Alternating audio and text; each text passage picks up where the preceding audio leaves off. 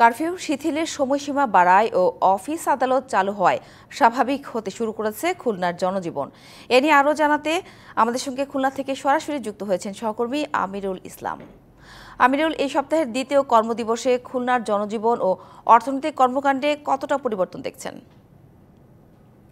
Curfew যে শিথিল হচ্ছে পর্যায়ক্রমে, আজ কিন্তু খুলনা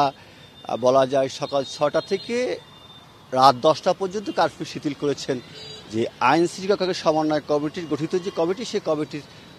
পক্ষ থেকে জেলা প্রশাসক, যার কারণে যে স্বাভাবিক অবস্থা ফিরতে শুরু করেছে। মানুষের যে কাঙ্ক্ষিত যে চাওয়া পাওয়া, বিশেষ করে যাদের কথা বলেছে তারা যে জানিয়েছেন যে স্বাভাবিক অবস্থায় খুলনায় যেহেতু অপ্রত্যাশিত একটি বিচ্ছিন্ন ঘটনা, এই শিববাড়ির মোড়েই একটি বিচ্ছিন্ন ঘটনা ঘটেছে এবং সেই বিচ্ছিন্ন ঘটনা ছিল ইট পাটকেল নিক্ষেপের মধ্য দিয়ে, যার কারণে যে খুলনায় অপ্রত্যাশিত অনাকাঙ্ক্ষিত ঘটনা ঘটেনি এবং খুলনাবাসী যে শান্তিপ্রিয় মানুষ, সেটা কিন্তু তারা যদি ঘোষিত কারফিউর সময়, নির্ধারিত সময় কিন্তু যে আইনকে যেভাবে নির্দেশনাদের যত্নের সাথে গ্রহণ করা সেইভাবে গ্রহণ করেছে, যার কারণে যে তারা কিন্তু আইন ভঙ্গ করে কেউ বের হয়েছে বা আটক হয়েছেন বা শাস্তির আওতা হয়েছে এমনটা ঘটনা কিন্তু খুলনায় ঘটেনি। যার কারণে যে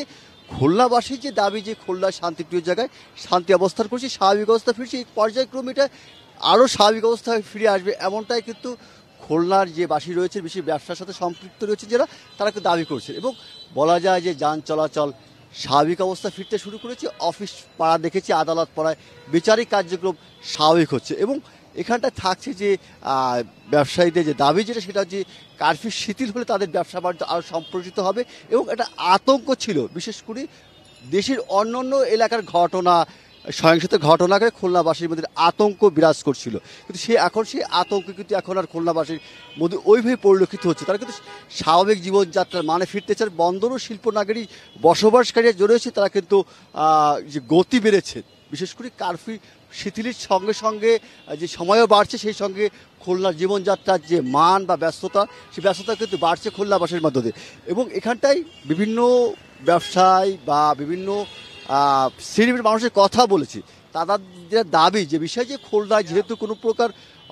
সহিংসতার ঘটনা ওইভাবে ঘটেনি, যার কারণে যে তাদের দাবি যেটা যে কারফিউ শিথিল করে যে স্বাভাবিক কার্যক্রম পূর্ণ মাত্রা পাবে, এমনটাই কিন্তু এই অঞ্চলের বসবাসকারীদের দাবি। এটাই ছিল সর্বশেষ অবস্থা। সাথী, ধন্যবাদ আমিরুল।